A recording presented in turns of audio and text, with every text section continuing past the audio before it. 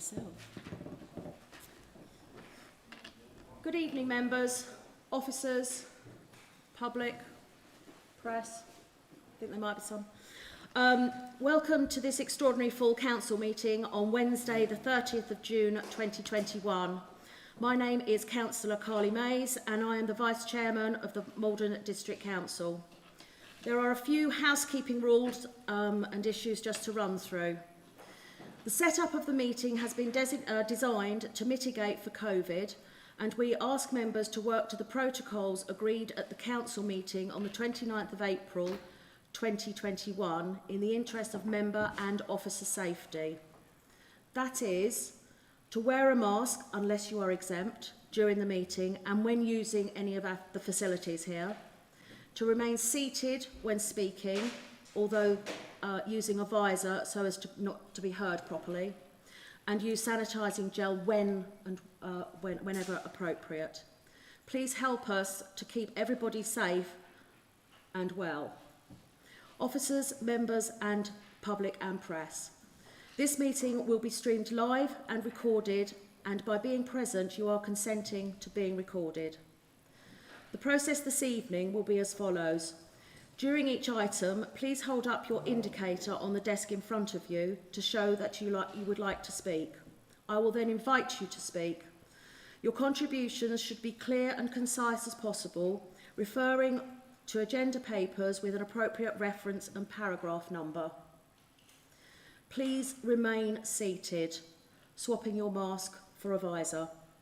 Finally, can I ask members, please, to wait for the microphone to reach you before speaking.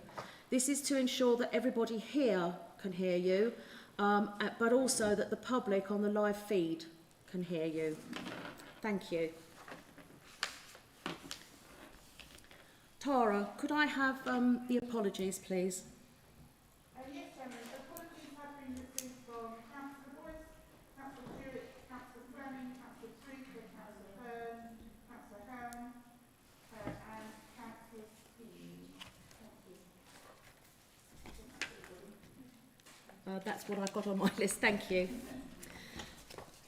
We now move to declarations of interest. This is to disclose the existence and nature of any disclosable pecuniary interests, other pecuniary interests or non-pecuniary interests relating to items of business on the agenda having regard to paragraphs 6 to 8 inclusive of the Code of Conduct for members. Members are reminded that they are required to disclose any such interests as soon as they become aware should the needs arise through the meeting. Councillor Nunn. Thank you very much, Chair. Yes, any item under discussion that relates to the aerodrome at Statutory, because I am on the Statutory Joint Consultative Committee on behalf of this council. Thank you. Councillor Stamp. Yes, Madam Chair. I'm an Essex County Councillor and we are, as an Essex Councillor, consulted at certain items. But I've got no pecuniary or non-pecuniary interests as I see it at the moment. Thank you. Councillor Durham. Thank you, Chairman. It's a non-pecuniary interest as a member of Essex County Council. Thank you. Councillor Morris. Thank you, Madam Chair. I'd just like to point out that the last couple of meetings no one's been able to hear because of the microphone issue. Did we not say we've got a microphone going around? Because I'm just a bit concerned that a lot of people can't hear what's going on. Yes, thank you, Councillor Morris. We do have, and as we get going into items of business, that microphone will come directly to the member that wishes to speak. Thank you, Chair. Councillor Stevens. Thank you. I have a non-pecuniary interest in the aerodrome and I won't be voting on it. Thank you. Councillor Lagan. Thanks, Chair. Non-pecuniary interest in any item related to Statutory because I'm on the same work group as Councillor Lagan. Thank you. Councillor Jarvis. Thank you, Chairman. I have item 11 of non-pecuniary interest as I have a parish councillor of Wickham District. Thank you. Any other interests? Thank you. We'll now move on. I need to declare a non-pecuniary interest in item 17. We now move on to item 4. It is recommended that the minutes of the statutory annual council meeting held on the 20th of May 2021, found on pages 5 to 20, are approved as a true and accurate record. These are presented for accuracy only. I so move. Do I have a seconder?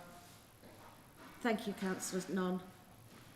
If any member wishes to raise any matters of accuracy, can they do so now? I can. Councillor Shanna. Thank you, Madam Chairman. I think I got this at the right place. I'm sorry I'm being I meant to email you before. It's one, I think, was attached to those minutes, which was about the outside body appointment. And just to really highlight that regarding the Green Educational Trust, as much as he might be a handsome swan, I think it should say Councillor Swain. It's just... So I just thought I'd mention that, Madam Chair. I meant to email you, but I do apologise. It went That's out of my okay. head. Thank you. That's okay. Thank you, Councillor Channa. Thank you, Councillor Channa. Can these be agreed by assent? Agreed. Oh, I beg your pardon. Councillor Shaughnessy.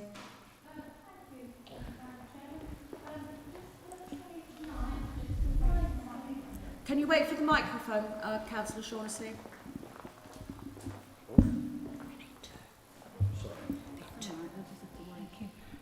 Page 9, Chairman, please.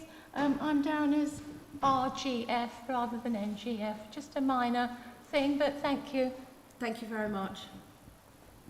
Can these be agreed by assent? Agreed. Item 5, public questions, which there are none. So we will move swiftly on to Chairman's announcements. I've got 2 announcements.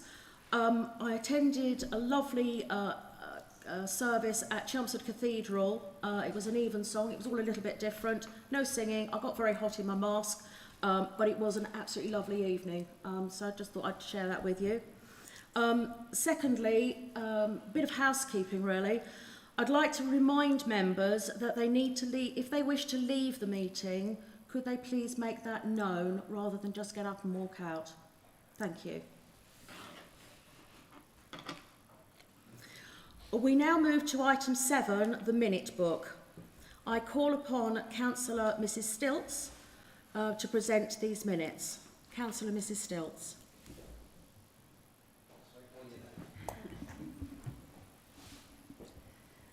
Thank you, Madam Chair. I present to you the minutes of the Performance, Governance and Audit Committee held on the 10th of June 2021. These are for noting and accuracy only. They are found on pages 21 to 30. I so move. Can I have a seconder? Chairman, I've had a seconder. Thank you. I give you page 21. Page 22, page 23, page 24, page 25, page 26, page 27, page 28, page 29 and page 30. Thank you, Madam Chair. Can we agree these by assent, please? Thank you. Thank you. We now move on to, I call upon Councillor Siddle to present the minutes number 102, Information Technology. Councillor Siddle. Thank you, Chairman. I present the minutes of Strategy and Resources Committee meeting held on the 15th of June 2021, found on pages 31 to 46, and propose their reception and adoption with the exception of minute number 102, Information Communication Technology Strategy, 21 to 26, found on page 32 of the report. The recommendation is that Maldon District Council ICT Strategy 21-26, attached at Appendix 1 to these minutes found on page 37, for distribution to all staff, giving support and guidance to management on future ICT projects and planning be agreed. Can I have a seconder for that, please? Councillor Swain. Can I move that recommendation by assent? Agreed. Thank you. So therefore, I move the minutes on pages 31, 32, 33, 34, 35, 36, 37, 38, 39, 40, 41, at least it's not hundreds, 43, 44, 45 and 46. Are they agreed, Council? Agreed. Agreed. Thank you. I so move. Thank you, members. We now move to item 8 on your agendas. This is the minute of the meetings of the council. These are for noting only. Do I have a seconder? Thank you, Councillor Nunn. Can these be agreed by assent? Agreed. Thank you, members.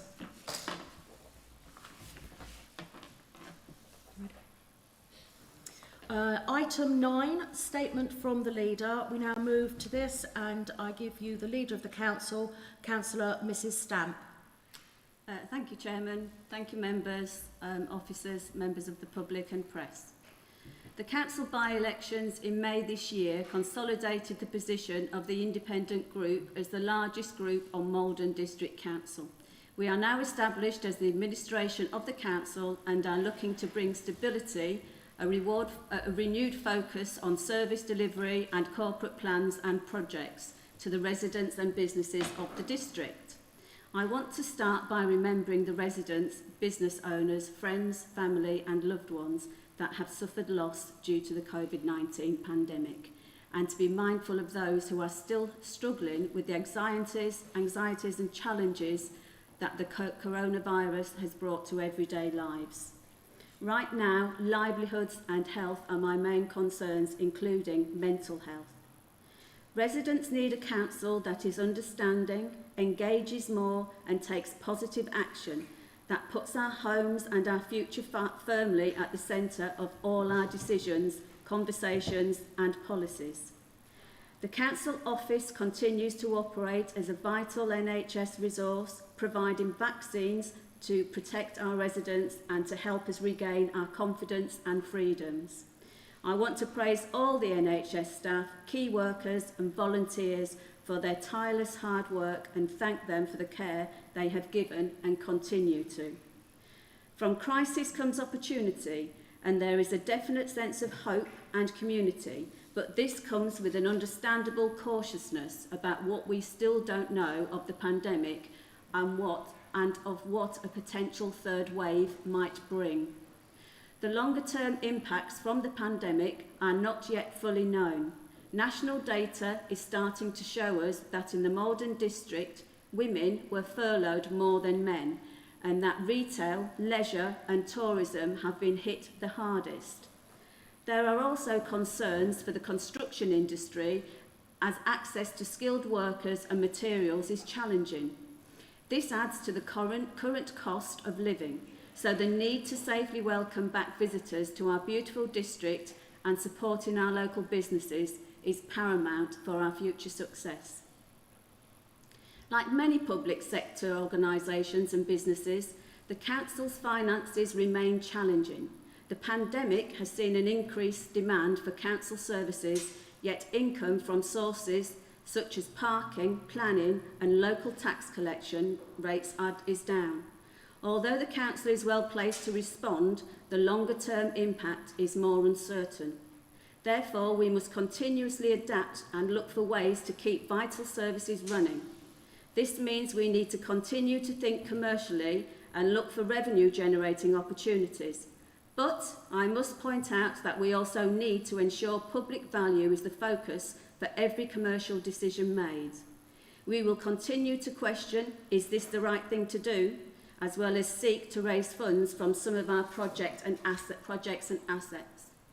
The updated corporate plan we published in February of this year clearly sets out the council's priorities and is consistent with the statement I made in December of last year upon becoming the leader.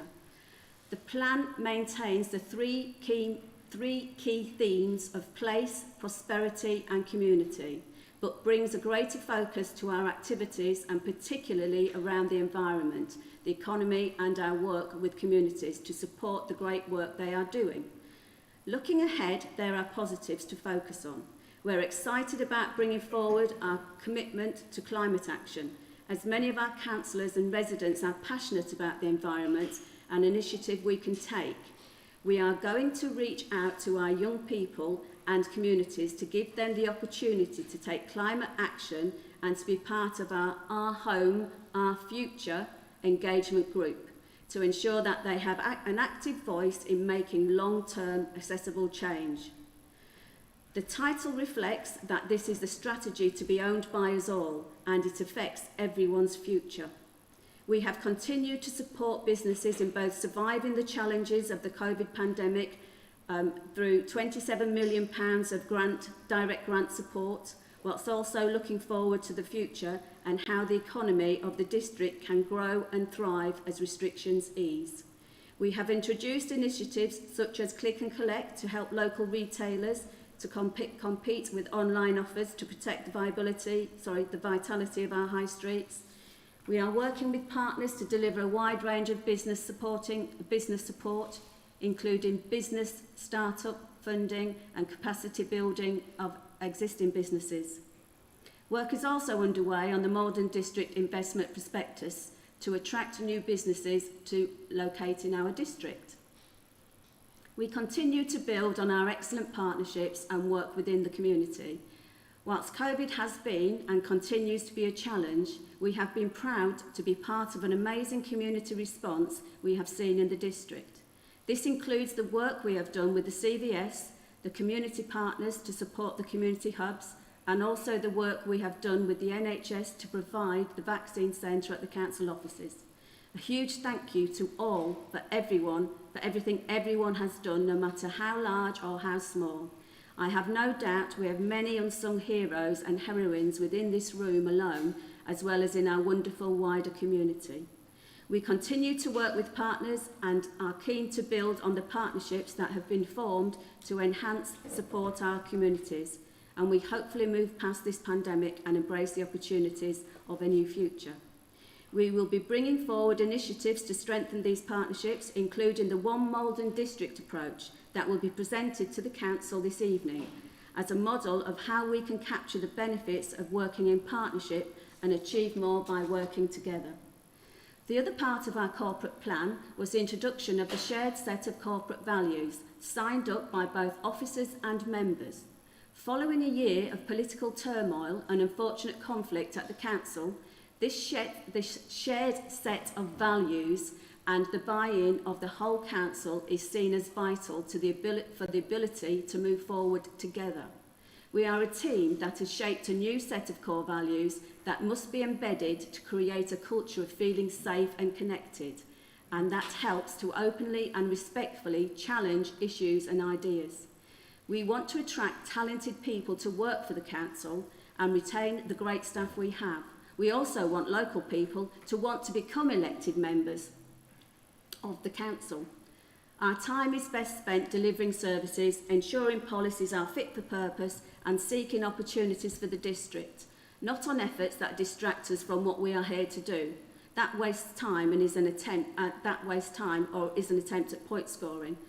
Any behaviour that prevents us from being successful has to be challenged. We won't tolerate any negative behaviour that unfairly or disrespectfully attacks councillors, staff and the Council, especially at a time when the Council has been working in exceptional circumstances and under immense pressure. Other key priorities of the year include the review of our local development plan, which we will be consulting on later in the year. It is an opportunity to shape the district and provide homes and services for local families and residents who want to live in the district and continue to build their lives here. This review is key to the future of the district, as we will be asking for your views as we seek to put in place a plan that will deliver growth in a sustainable way that meets the needs of residents in terms of homes and economic growth, but also focuses on sustainability, appropriate infrastructure, and the protection of all that is already great about the unique character of our district. We have put together a dedicated team to ensure our local development plan is delivered effectively, and we have switched resources away from Bradwell B project as the development programme from BRB has slowed this year. We will re-engage fully in that work in due course and as necessary, but it is vital that as a council with relatively limited resources, we do focus those resources in the areas where we need to deliver. With that in mind, as we seek to deliver the corporate plan, focusing on those priorities I have highlighted, as well as a renewed commercial development to support financial sustainability, I will be asking our directors to ensure that the structure and resources we have in place are fit for purpose to deliver that agenda. Whilst we recognise the needs for council to live within their means, we also recognise that if staff are being asked to deliver, they need to have the right resources, and we will seek to ensure those resources are in place and that our approach is geared to delivery. We are proud of how we have delivered our services and additional support for the community through the challenges of the pandemic, and we are determined that as we now go forward, we continue to deliver and maintain that momentum to deliver not only to the minimum required, but additional services and support to meet the challenges in the future. I would like to thank all the members of staff who work at Maldon District Council for all their hard work and challenges they have faced and still face. I also wish to thank the members of the independent group for all their hard work, commitment, trust, heated discussions, and believe me, there's been a few, and support not only of me and Councillor Nunn, my excellent deputy, but the leadership team, and hope we can continue to work with all political parties and groups in the future. After all, working together is far better for our residents for the reasons I presented in my leader's speech. Mr Chairman, I present this speech to the Council with the sincere belief and determination to do the right thing from the Maldon District. Thank you. Thank you, Leader. Councillor Channer, would you like to make a statement? Well, I think I don't make a statement of my own. I believe mine was in response to the leader's speech. Yes, would you like to make a response? Yes, I will. Thank you very much. Thank you very much. It's a bit daunting having a mic come around the side of you. Right, can I thank the leader for letting me having this speech as I walked into the, well, I'll call it the chamber tonight, but thank you very much. So I've actually got a hard copy this time, which makes it a little bit easier. And I would just say, obviously, I'll raise a few points that's been raised. Obviously, I think we all know the outcome of the elections, and I think it was very fair elections that were conducted. And obviously we're constituted tonight, and pleased to see 2 new members who were successful in the by-elections in the Maldon District. Regarding remembering the residents, business owners, friends, family and loved ones, I think everyone in this room can relate to that, and probably every resident can. I think sadly many of us have lost people we knew, including colleagues, friends or family, and I extend the heartfelt sympathies of the Conservative group to everyone, and I'm sure that's the same for the Independents and other people, other members. Regarding livelihoods and health being the main concerns, I do agree with that, and of course that does include mental health, and I think you did refer to that. And obviously going forward, it is about supporting residents that have suffered and businesses and our whole community. And obviously recognising, as you did, Leader, the NHS and also the vaccination programme and the marvellous vaccination system that was carried out within the Maldon District Council offices. And I think we all praise the NHS staff. I know I did, and many here probably did, joined in the clapping that was a regular exercise in the early days on Thursday evenings. And I think also the vaccination programme is actually showing its success now. And I think the figures that are being revealed daily and people having not only their single vaccination dose, but second one is highly important to the health of everyone, and hoping everyone to somehow beat this virus or lead a life that we can live in a way of quality by having the vaccinations rather than having it really dictate to us all the while. And I do believe that from a crisis comes opportunity, and we do have to have a sense of hope in the community. and it does come with cautiousness, and I do take that point on board, and I think many people, the great majority of the community, do that and pay heed to the restrictions that may be there or the cautiousness that makes to be taken going forward. I do agree the longer term impacts from the pandemic are not fully known yet, and to be frank with you, I think what we can say is there's a number of things we may know, that there are long-term impacts as well as short-term on people's physical and mental health, finances, local jobs, businesses and education. And some areas, due to inequalities, may have been hit harder. So we need to have ambitions in certain areas, which is about driving equality, championing a green recovery, creating and protecting jobs and supporting businesses, which you've referred to, and promoting health and well-being, protecting the most vulnerable. And we could do this, I hope, by some form of public consultation. I do think it's important that the residents tell us what their fears may be going forward, so we can get their views on board, and I'm sure we might find that very interesting, Madam Chairman. The corporate plan, published in February, which you relate to, and I've taken note of your last point on that, the economy and our work with communities to support the great work they're doing. The communities they were a bedrock during the COVID-19 pandemic. Without the communities helping one another, becoming stronger together, looking after the vulnerable and the elderly and anyone who was in need, have really, I think, shone high as the stars in the night in the Maldon District. And I think what it's shown to me already, there is an inclusivity and cohesion with our communities. But I do think this council has responsibilities to ensure we actually engender and take that further. Regarding climate action, and as you know, councils and residents are passionate about this, and I am, and the environment, and it's great to see young people being involved. But I think we also need to lead in that, Madam Chairman, bearing in mind the annual public sector energy bill is estimated to be 3.4 billion, with 40% of the UK's CO2 emissions coming from heat and buildings. I'm talking about the public sector. Decarbonising heat in public buildings is one of the biggest challenges facing the UK, actually. And how does the public sector navigate low carbon solutions in order to drive energy performance in both our new and old buildings? I'm talking about Maldon District Council here, the estate that we have. And I think we need to look at all opportunities to take positive steps towards carbon net zero.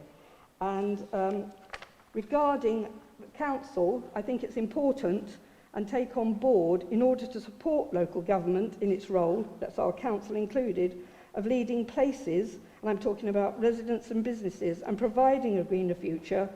Councils and businesses must continue to work together and with government to establish a framework for addressing climate emergencies and tackling perhaps biodiversity loss. And I'm glad this council has agreed a climate emergency already. So I think that's a very great positive we've got there. Regarding the Maldon District investment prospectus that you spoke to attract new business to locate in our district, that's very, very important, and that has been raised, an element of it, at the COVID-19 Reset and Recovery Working Group, which is looking at that, which I sit on, and several other members. So that is really a body that is trying to make sure that the reset and recovery out of the pandemic, to assist our businesses and in other areas, gives strength back to the district where it may be weakened by this pandemic.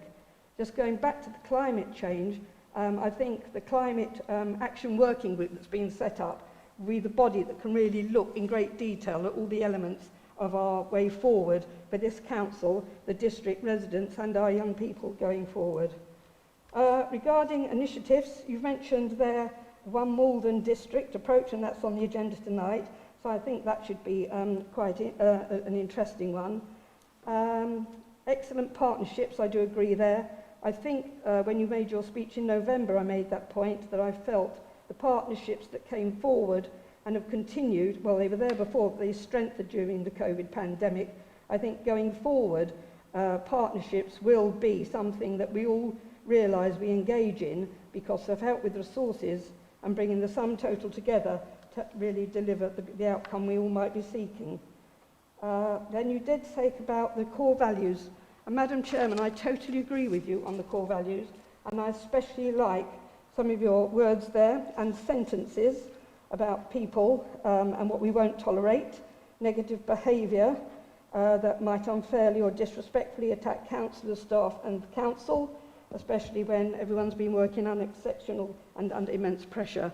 And I think the customer focus core value is the one that stands out to me. That is what we are all about, customers, our residents, that is what we're here for. They are the taxpayer, and we've got to ensure that we work hard and do the best we can for them while being respectful to others and ethically operating and with integrity, but also be innovative, be ambitious, be open and transparent. And I do think we need to broaden that quite significantly into the future and be accountable for our actions and to collaborate to deliver. And so, Madam Chairman, I think you raised a very good point about the core values which we all have signed up to. Regarding the local development plan, again, that really is important, that review, adopting the local plan as we did to take us forward with our housing, as we know now, with the reasons for review, and we must carry that forward. And of course, which is very important as well, are the 2 consultations going on at the moment, which I do hope our community and residents do respond to. That is the statement of community involvement and the duty to cooperate, which is vital. And we need to make sure that we do obviously bring forward the best development plan review that we can to ensure that we have everything coming forward that this district might require infrastructure-wise, without actually compromising, if you like, the beauty of our district, doing it all in the right way and putting development, or ensuring we put development in the right place. Regarding Bradwell, which you've highlighted, that is a very, very significant thing on everyone's agenda. I'm a Dengie councillor, I'm sure, and you are, Madam Leader too, so I might have said Madam Chairman. I don't think you are, but the Leader is, and I think the Leader will know, as others in this chamber do, being Dengie councillors, how important it is to our residents to keep abreast of all developments that might be coming forward. And I think it's absolutely essential that even though the Bradwell B project might have, if you like, got a hiatus and we're directing the resources elsewhere, I do feel all members in this chamber, but more pertinently perhaps those in the Dengie 100 who represent residents, need to be kept informed of any developments whatsoever, so that we hear it first from within our council and not perhaps from other sources or read things in the Maldon and Burnham.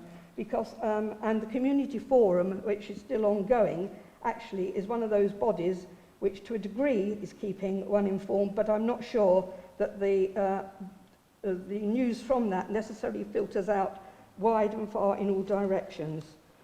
Regarding the staff and the members of staff, I won't say the members at this point, as I said last time in November, Madam Chairman, in response to your statement, what I would like to offer now is my profuse thanks to all of them.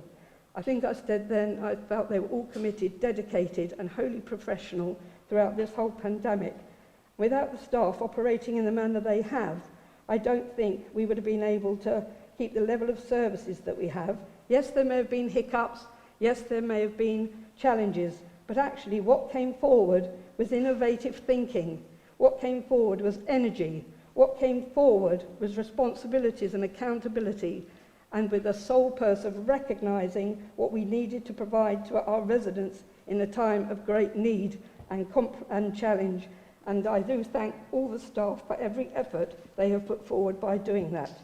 I do agree that we all need to work together. You know that I do believe in that. However, and you did mention challenge yourself, and about being sensible, challenge, another challenge. We do need to have challenge in the chamber. We may not all have the same view. It's important we are able to have that discussion within this chamber, have our views and have votes if needs be. It's not necessarily always political, it's because we do always work with the best intentions for the district, and we may have differences on that. But challenge is important, democracy is important, and if we don't have that, then we won't need this council chamber, and sadly we won't need councillors to look after and represent the views of the residents and support them and be there. We are actually the link to the authority of the residents of this district. And I believe they need a quality of life, and I believe working together and having all those things that might be mentioned in your statement and those I have, Madam Chairman, I do believe we will go forward stronger together, and this district, this council, the members and the residents will come out stronger for it. By working together, we will achieve where we want to be, Madam Chairman. I firmly believe that. And Leader, thank you. Thank you, Councillor Channer. Leader, do you wish to respond? No, I just, yes. Is that a yes or a no? That's a yes or a no. Yes, briefly. Thank you, Councillor Channer. Excellent response. Thank you very much. I agree with everything you said. It is a democracy and it is a good job we are here because we have to keep the officers in check. So thank you very much, and I think we'll move on, Madam Chair. Thank you. Thank you, Leader. Item 10, questions in accordance with Procedure Rule 6.3, of which notice has been given. There are none. Item 11, we move to this item found on pages 47 to 52, the making of the Wickham Bishop's Neighbourhood Plan. Leader. Thank you, Madam Chair. Members, this is brilliant. We all like neighbourhood plans coming to the final stage. A lot of hard work, no doubt, has gone on through the process because we all know how long it can take. I don't think I need to dwell on and keep us all here for longer than we need to. The recommendation is quite straightforward, that the Council makes the Wickham Bishop Neighbourhood Plan in accordance with Section 38A 4 of the Planning and Compulsory Purchase Act 2004.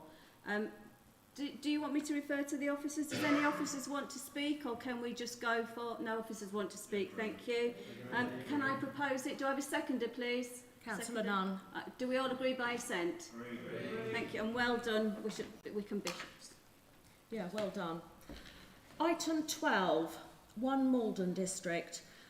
These can be found on pages 53 to 62 and the report on 1 Maldon District and the recommendations. Leader. Yes, thank you, Madam Chair. This is obviously I referred to in my speech. I hope you all enjoyed it. It was a little bit dry, wasn't it, the speech, members? I didn't put any jokes in, but you all know I'm not the funniest person in the world. The recommendation is that the Council endorses the approach for the formation of 1 Maldon District, OMD, and the merging a strategic arm of the Livewell Group and Responsible Authorities Group to OMD, enabling a joined-up approach to community safety and health and well-being. I've read that recommendation out first. Do I have a seconder? Councillor Nunn. Okay. I'd like to move that before, if that was all right with you, Madam Chair, yes, before the debate. I'm going to go to Mr Dodson, who, because I would think members may have some points to ask Mr Dodson. Mr Dodson, can you present the report, please? Thank you. Health and wellbeing and community safety are key elements of the Maldon District Council Corporate Plan. And this report promotes a systems management approach to improving outcomes regarding those issues. The proposals for 1 Maldon District have been presented to Council previously at the beginning of 2020.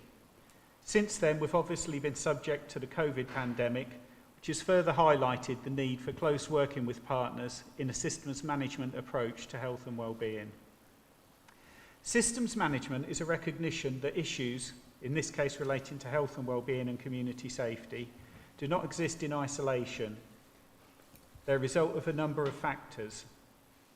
It's also a recognition that as a council, we do not control all of those factors, and we therefore need to work closely with partners to resolve those issues and create the best outcomes for the residents of the district. The Council's committed to an evidence-based approach to policy, and this report references the Robert Woods-Johnson model of health determinants, which highlights the links between health behaviours, socio-economic factors, clinical care and built environment as the key determinants of a healthy population. There's also evidence that similar socio-economic factors influence crime and community safety. In accepting the evidence behind these arguments, it would seem a logical next step to bring together key partners across the district into a single group to consider the evidence and how we can, through our collective resources and responsibilities, bring about the best conditions to improve health and wellbeing and community safety. That, in essence, is what One Maldon District is proposing through the merging of the Live Well Partnership and the Responsible Authorities Group that deals with community safety into one group, One Maldon District. The proposal would enable partners to work together most effectively to address the issues of health and well-being and community safety and look at how we manage systemic challenges. The report highlights that the approach of merging these groups is not new and is again based on best practice in other areas, including our near neighbours in Chelmsford, Colchester and Braintree, who all operate a similar model. Further details are shown in Appendix 1 of how the model would work, including the introduction of subgroups to ensure that the voice of smaller groups is still heard and that we do not lose the detail and local approach in drawing these groups together. Thank you, Chairman. Thank you. I'll now open the floor to debate. Does anybody wish to speak? Councillor Swain and then Councillor White. And then Councillor Channer. And then Councillor Channer. Yeah, just said that. I need this for the benefit of the microphone.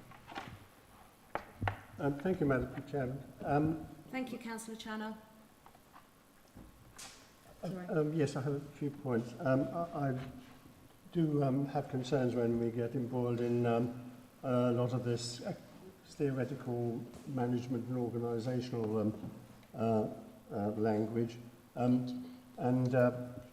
think what we have to guard against here is I agree with merging the internal groups, that's fair enough, but it's regarding the Mid-Essex Alliance, we are in danger of creating a more bureaucratic arrangement. I think we need to bear in mind perhaps the example we've seen with COVID in the different performance of the vaccine rollout on the one hand and the test and trace on the other. The vaccine rollout has been a success because it's been involving a lot of local activity, local voluntary groups and so on. The test and trace on the other hand is an example of something top-down, very bureaucratic, which hasn't actually delivered because the actual delivery system for what it's trying to do hasn't been there. So I think we have to guard against an arrangement that somehow inhibits or restricts the work of individual local community organisations in the interests of some sort of coordinated priorities. As far as Mid-Essex is concerned, I know this is the way the health authorities are organised, so we have to go along with that. But personally, I don't think it's a coherent area. And even if you add on then South Essex eventually, I don't think that's really coherent either. It really has to be on an Essex basis, I think. Two other minor points. First of all, how are we going to judge that this whole effort is going to contribute anything worthwhile to over and above the present situation? And lastly, what on earth is an asset-based community development model? Thank you. Sorry? Mr. Dodson, could you take that last question on an asset model? Certainly. An asset-based community development model is a model in which it works directly with communities and most primarily with the residents. The residents are the assets to which it refers. And it's ensuring that communities and the people of those communities are heavily involved in the development of the policies that support their communities and that we co-produce and work with them to develop the ideas and the programmes that support them. Thank you. Councillor White. Thank you, Madam Chairman. Now, I have big concerns over this. I've sat on both committees and I don't believe there's any way they can be merged. And something that Mr. Dodson said, that we wouldn't lose the detail, I believe that we will absolutely lose the detail. On RAG, the Responsible Authorities Group, there's only one Maldon District Council member, and for years I was the only member present. It was all officer-led, it was all very detailed, and it was all relevant down to the district. And I used to send memorandums around to all members to let them know what was going on, and it was really important that this detail is kept, and member involvement. Now with the Live Well, it's already too big for Maldon District Council officers, and we've had to hire the hall in Maldon for a full day meeting, and we only had small amounts of the partnership members there. It's a huge, huge operation. And I think that we're going to lose the member involvement if it's all merged together. I mean, I'm again against all these big mergers anyway. I think we need to keep Maldon District for the Maldon members and for the Maldon residents. After all, it's what we are elected for, and it's what's important to us and to our residents. We need to be able to have the involvement and detail for our members. I've also been down the TOR, which is the Terms of Reference, and the MOU, which is the Memorandum of Understanding, and it's not clear on representation how many members are going to be present, how is it split, how is it going to be chosen. Regardless of political parties, splits or control, we need to be certain, and in my mind, because these issues, this needs to be deferred until there's more clarity. This is a huge decision, and we must work for our members. And I know that all the members in this area worry about their members and want to have a major understanding. So I don't know if anyone would help me with the TOR and the MOU on member involvement, because it isn't clear. I mean, maybe I've missed something, but it is absolutely not clear. Thank you, Madam Chairman. Thank you. Mr Dodson, can you help us on the terms of reference in the MOU?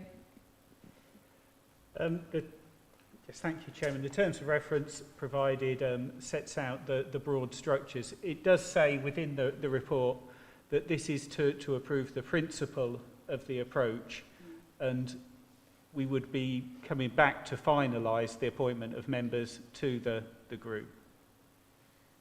Madam Chair, can I help there? It just say on the conclusion 4.1 on the report, the information is there. Thank you, Chair. Thank you, Leader. Thank you. Can I move to Councillor Channer, please?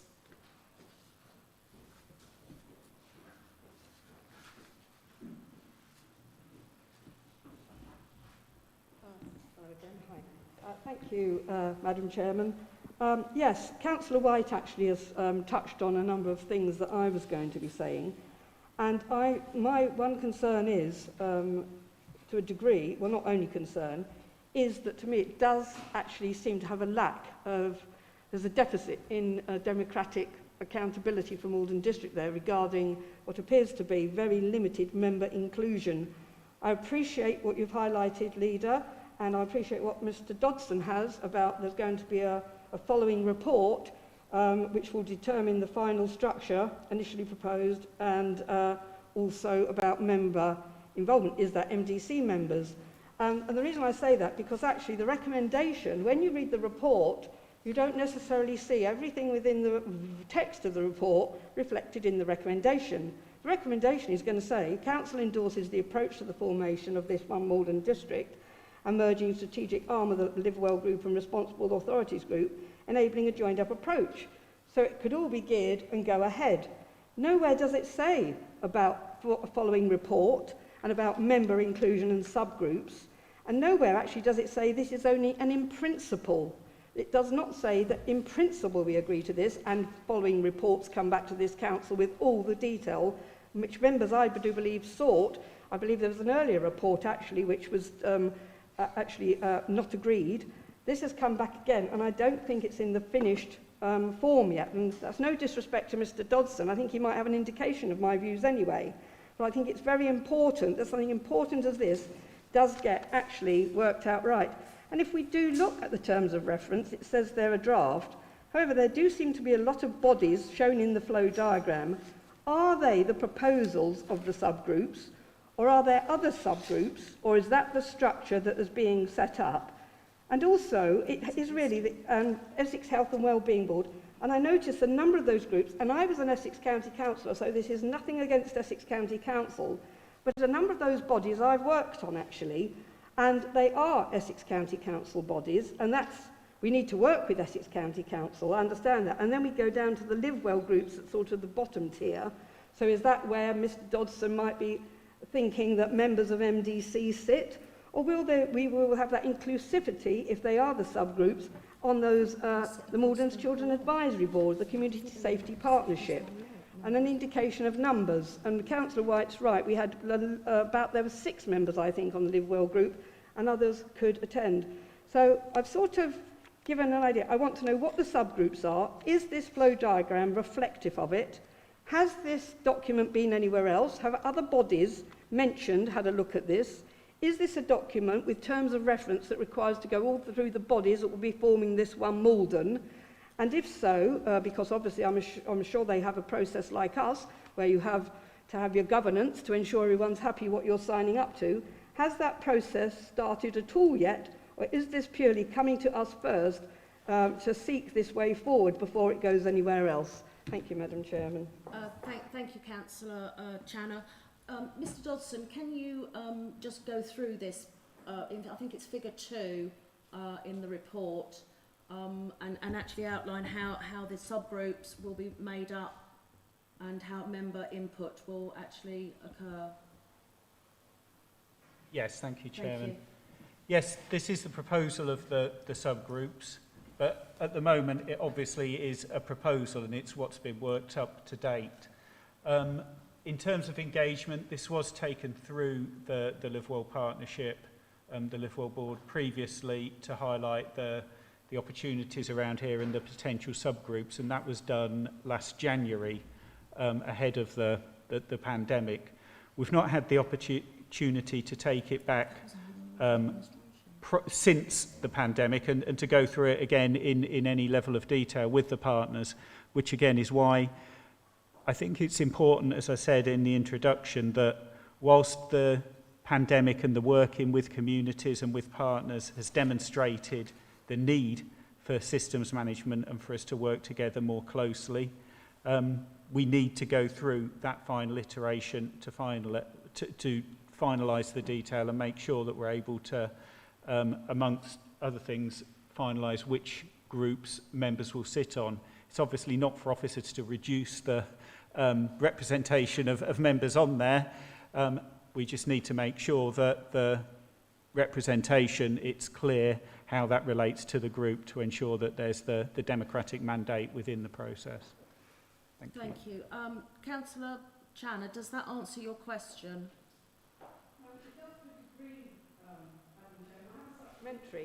Mr Dodson just referred about the member, obviously, inclusion. So therefore, my question is really what, if you like, what influence does this council have over that to ensure there's more representation, democratic accountability and involvement in this body or the subgroups going forward, bearing in mind it's called One Maldon? Mr Dodson?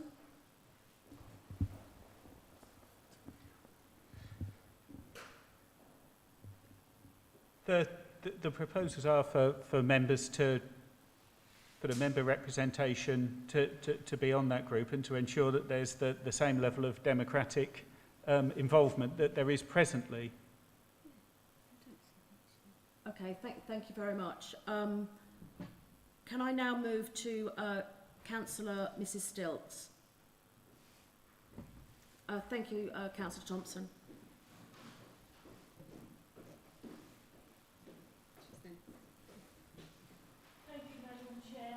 A question for Mr Dobson, really. Under 3.6, next steps, you talk about the structure being initial proposed to be the leader and the chairman of Strategy and Resources. But then under 5.1, you talk about the focus on performance and values. Why is the chair or the vice chair of Performance, Governance and Audit not on this group? Thank you. Thank you. Mr Dodson. It's the proposal was done that way because it's strategy-based group. The performance and value, obviously PGA holds groups to account and looks at the performance, but that would be done through that committee rather than through representation directly on the group, giving that independence to have that overview of it and for the information to feed back via the committee. Thank you. Thank you. Councillor Siddle.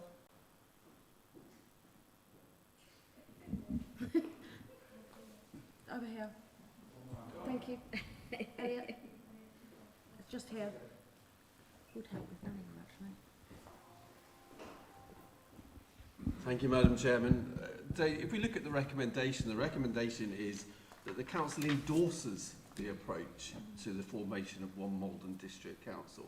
So this will come back. It's implied in that recommendation that this is the starting point. And if we don't start it, it won't ever finish. And we'll be going round and round in circles like this forever. So we do need to start this process. The whole thing about COVID and what we've learned over the last year in COVID is this is all about coordination. It's all those things we've learnt about COVID which will help the district. The interesting thing is it's not called one Maldon District Council, it's called one Maldon. So therefore it's got to have a wide representation. And we don't want a load of members hogging that committee. It's got to be the right representation, and I'm sure Mr Dobson will ensure that there is the right representation at the strategic, and that's the key thing about this, it's a strategic body, and then the other working groups will have the necessary representation that still exists. And that's the important thing to remember. It's not taking things away, it's actually giving us more. And that's what we've got to recognise. We're getting more, and we're having something which is going to have a joined-up approach for Maldon, and is going to make sense for Maldon, and is going to ensure that we as Maldon District Council have a strong representation on those health committees. So we will still get that same representation. It's about strategy, it's about coordination. All those things we've learnt about COVID, we're now trying to put into practice by the creation and the formation of one Maldon District, a strategic arm. That's the crucial thing. So this is the starting point. We need to start it. If we keep going around in circles, it will never get done. Thank you. Thank you, Councillor Siddle. Councillor Thompson and then Councillor Huebner.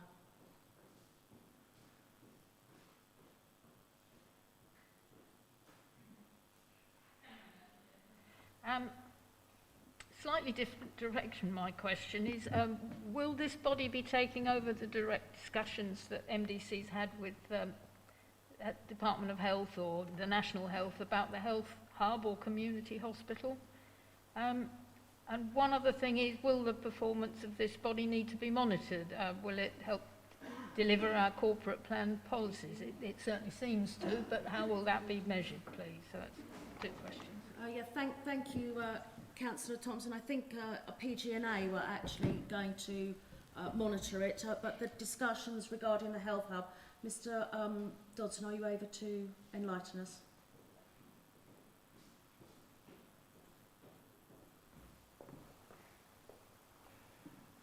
Thank you, Chairman. No, this wouldn't replace our direct discussions with the NHS around the Health Hub.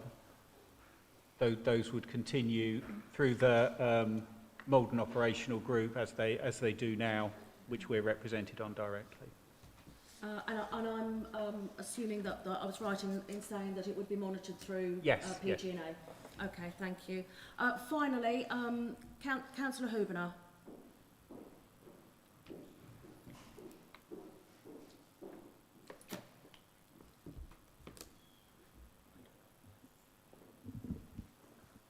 Thank you, Chair. There's obviously been a lot of concern over this this evening, and one of the problems I've got is really that you've mentioned that really we're going to have difficulty understanding this. So how does the public feel about not understanding something that the Council publishes? And if we're having difficulty with it, what are the public going to say about it? That's my main concern, because we are the link to the public, and we are meant to represent them. If they start asking us questions about this, how are we going to answer them? Thank you. I think we've... Councillor Bell. Thank you, Snuck in. Madam Chair. I think Councillor Huebner's doing the general public rather a disservice there. That's my personal view. I just want to say we all know the limitations of silo working. We all know the positives of joined up working. This looks like an excellent opportunity. I think we should grab it with both hands. Thank you. Thank you, Councillor Bell. I now move to the vote. Councillor Beale. Last meeting that we had here, I did ask about Southminster Medical Centre, and in fact the record states that the NHS progress on plans for the delivery of a medical centre at Southminster would be circulated to Dengie members in the next couple of weeks. That hasn't happened. I'm not complaining about the district officer, but I do think that was not strong enough. Over the years I've seen these sort of things identified, and then after a couple of months it's been forgotten until it's reinstated again. So I think that what was stated there needs a lot more strength in respect of its intent. Where it says that members, Dengie 100 or Dengie members will be contacted in the next couple of weeks, that hasn't happened. Could I ask that we have an agenda item which says Southminster Medical Centre, so it's not forgotten, and in fact as progress is made, it will then be reported back to members as expected, but it will not be lost off the tracking system. And I don't think to say that it will be circulated in the next couple of weeks. Officers are overworked at the moment, and so I think that we ought to have as an agenda item to update all members. Thank you. Councillor Channer, do you want? I'll allow you to come back. Just. Actually, if I may, Madam Chairman, I think I'm entitled to, if I may. My proposal would be, bearing in mind, hinging on my first opening words. I think the trouble here is the report is written one way, and this is no disrespect to Mr Dodson. The report is worded in a certain way that makes you think this isn't the final pudding or recipe, if you like. But actually the recommendation, and I do disagree with all due respect to Councillor Siddle to a degree, I appreciate this is more, and yes, in my response to the leader, I think I highlighted all the issues I felt COVID had impacted on, and I do see the merits in perhaps, as I said, partnership working and working together. I think what's causing members some discomfort is the structure maybe, so therefore, Madam Chairman, I said I don't think the report was reflected well within the recommendation, or rather the recommendation really didn't reflect what was in the report. So therefore, perhaps it could be that the Council, in principle, endorses the approach to the formation of the One Maldon District and the merging of the strategic arm of the Live Well Group and Responsible Authorities Group, blah, blah, blah. But a further report needs to come back to this Council with further details to enable it to determine the final structure and member inclusion and to debate and to agree the final terms of reference. I think that may assist the situation. I don't know if that will be seconded, though. Councillor Channer, is that another motion, or is that an amendment? Okay, we have to take the first proposal first, that is on the table, which has already been... Madam Chairman, you're in the chair. I don't want to say about the standing orders to you, but amendment, if you want to take it as an amendment. So that if the leader moved a proposal, I think it might have to be an amendment. It doesn't negate the proposal on the table. I'll leave it in your hands, Madam Chairman. I don't want to... Help me out here, please, Mr Quelch. You're absolutely right, Chairman. There's already a motion that's been seconded by the leader. So, Councillor Channer can actually make an amendment. I think her amendment would be, if one follows the wording of the recommendation at agenda item 12, it would read that the Council endorses in principle, the word in principle added in, the approach to the formation of one Maldon District and merging the strategy arm of the Live Well Group and the Responsible Authorities Group into OMD, enabling a joined-up approach to community safety, health and well-being, subject to a further report to Council. With the items I referred to.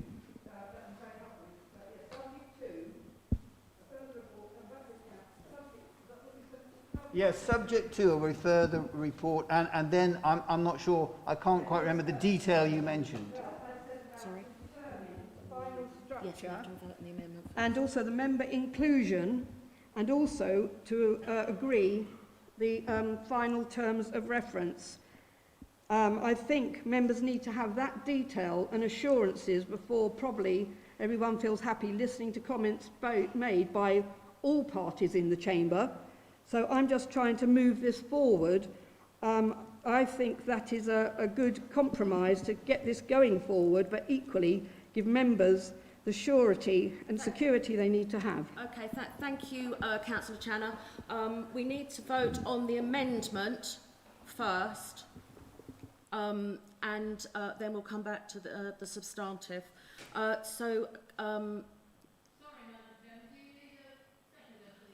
Yeah, I did see, sorry, I beg your pardon, I did see you, Councillor Thompson. Councillor Thompson has seconded the motion, the amendment. Can we take a vote now, please, with a show of hands? All those... Thank you. Tara, could we take a recorded vote by member, please? Yes, thank you, Chairman. So, members, if you can indicate for, against or abstain, please, when we call your name. This is for the amendment as proposed by Councillor Mrs. Channer. Starting with Councillor Bassinger, please. Abstain. Councillor Miss Beale. For. Councillor Brian Beale. For. Councillor Bell. Against. Councillor Mrs. Channer. For. Councillor Durham. For. Councillor Edwards. Against. Councillor Hubner. For. Councillor Hull. For. Councillor Jarvis. Against. Councillor Keys. For. Councillor Lagan. Against. Councillor Mays. Against. Councillor Morley. For. Councillor Morris. Against. Councillor Nunn. Against. Councillor Shaughnessy. Councillor Siddle. Against. Councillor Stamp. Against. Councillor Stevens. Councillor Mrs. Stilts. Councillor Swain. Abstain. Councillor Mrs. Thompson. Councillor Miss White. Thank you, Chairman. Bear with me, sorry, I've got to count it, it's not...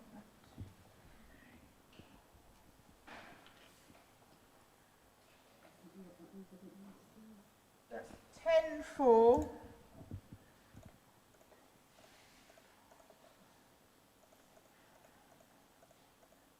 12 against and 2 abstentions, Chairman. Thank you, Ms Bird. The amendment has fallen. I now would like to take you to the vote on the substantive motion as originally written.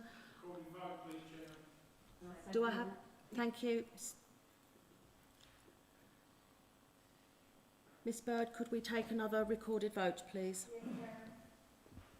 Yes, so members, this is going back to the motion as set out on the papers. If you could just indicate for, against or abstain, please, when I call your name. Starting with Councillor Bassinger, please. Thank you. Councillor Miss Beale. Councillor Brian Beale. Councillor Bell. Councillor Mrs Channer. Thank you. Councillor Durham. Abstain. Councillor Edwards. Councillor Hubner. Abstain. Councillor Hull. Councillor Jarvis. Councillor Keys. Councillor Lagan. Councillor Mays. For. Councillor Morley. Councillor Morris. Against. Councillor Nunn. Councillor Mrs Shaughnessy. Councillor Siddle. Councillor Stamp. Councillor Stevens. Councillor Mrs Stilts. Councillor Swain. Councillor Mrs Thompson. Councillor Miss White. Chairman, the results of that are 14 for, 4 against and 6 abstentions. Thank you. The recommendation is carried. Can we now move on to item 13, the Mid-Essex Alliance Memorandum of Understanding, on pages 63 to 82. Leader. Yes, thank you, Madam Chair. It's quite straightforward. I don't think I need to go through the report, members, unless you'd like me to. The recommendation is that the Council agrees to be a signatory to the Mid-Essex Alliance Memorandum of Understanding. I think it's really just for noting. I propose that we agree the recommendation. Do I have a seconder? Councillor Nunn. All those in favour? Councillor Swain. Yes, thank you. I want to make a comment on page 68 somewhere, I think it is. There's a little paragraph, two-line paragraph, saying, whilst health services form a significant part of the public sector in Mid-Essex, it is the social determinants of health which have the greatest impact on the health and well-being of its residents. I would disagree. I think what we need is decent health facilities which are accessible to the residents of the district, and that should be a high priority for all our policy initiatives and initiatives with partner organisations, particularly the NHS. It's accessible facilities which are key to the general state of health and well-being. Thank you. Councillor Morris. Thank you, Madam Chairman. Cheers, fella.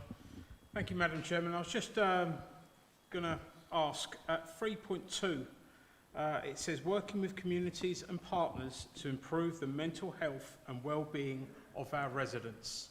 How are we doing that? By perpetuating the fear and scaremongering surrounding the COVID pandemic.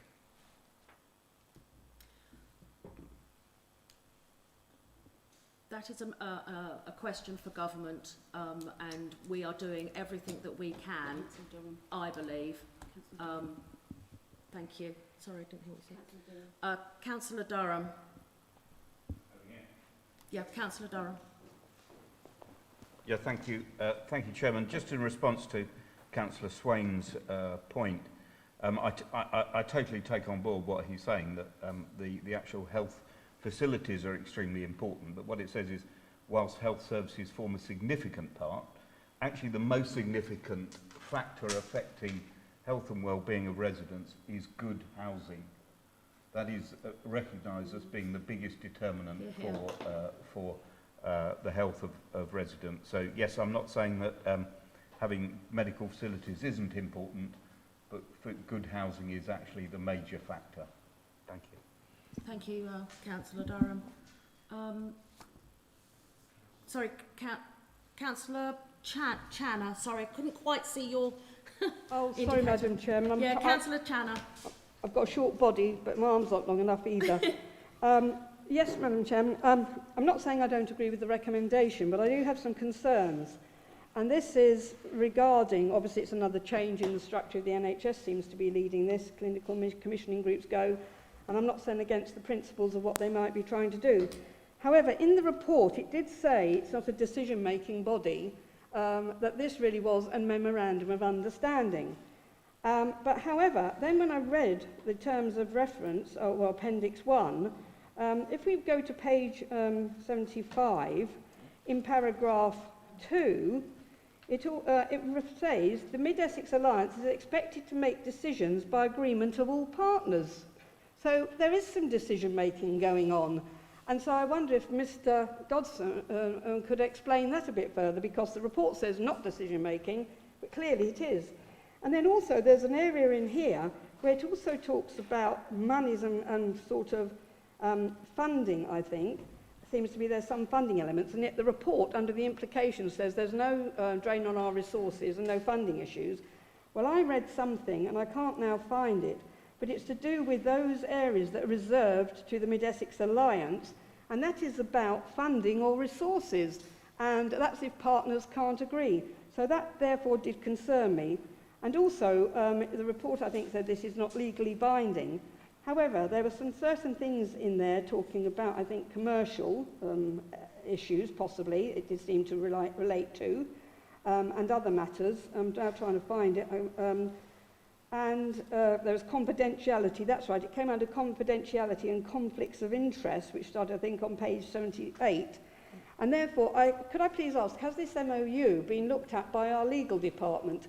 Because actually, I do think we need to be clear if there's anything in there which we need to have alerted to that might have a legal leaning or inference. And therefore, I would like to know, Madam Chairman, it has been through our legal department and looked at and signed off by them.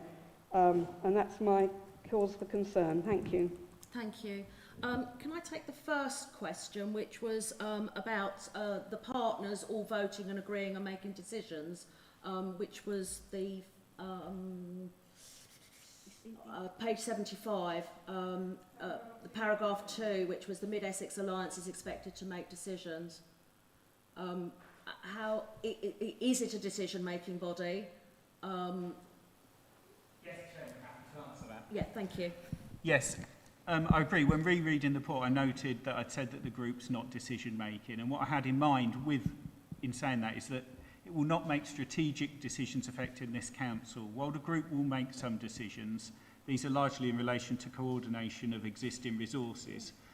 And the funding that was referred to is that the NHS has delegated some responsibility to the group, but what they're not asking for is for this council or any of the other partners to delegate any responsibility to that group.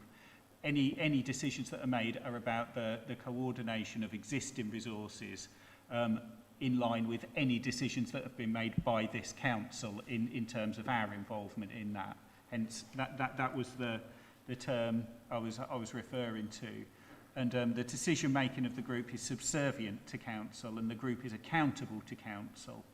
And in the case that any issues that arise that would materially affect council policy or resource, then these would be referred back to council before it was agreed, just as this MOU is being considered by council.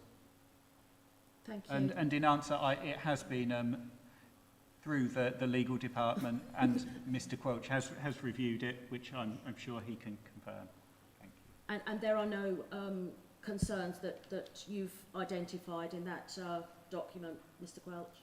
Chairman, the really important point is it's called a Memorandum of Understanding, and everybody in the public sector knows what that means. And in that Memorandum of Understanding, it quite clearly states it's not creating legal relations. Memorandums of Understanding are exactly that. They set parameters between public sector bodies that give an understanding, an informal understanding, how things are going to work. If for some reason or other this council doesn't comply with some of those requirements, there are no legal implications. It doesn't make for a binding agreement. It says that itself. And that's the really important point, Madam Chairman. Thank you. Can we move to the vote now? Are you happy to agree this by assent, or do you agree? Can I take a recorded vote?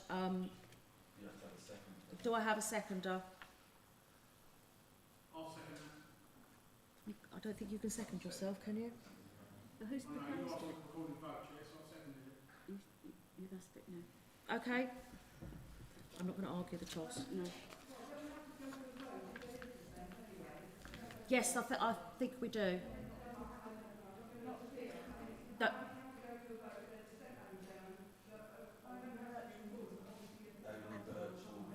Only virtual meetings. Sorry, where did virtual meetings come from? Can we have a recorded vote, please? Thank you, Chairman.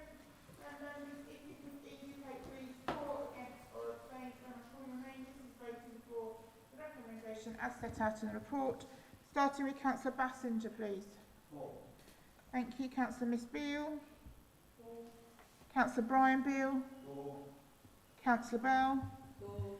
Councillor Mrs Channer. Councillor Durham. Councillor Edwards. Councillor Hubener. Councillor Hull. Councillor Jarvis. Councillor Keys. Councillor Lagan.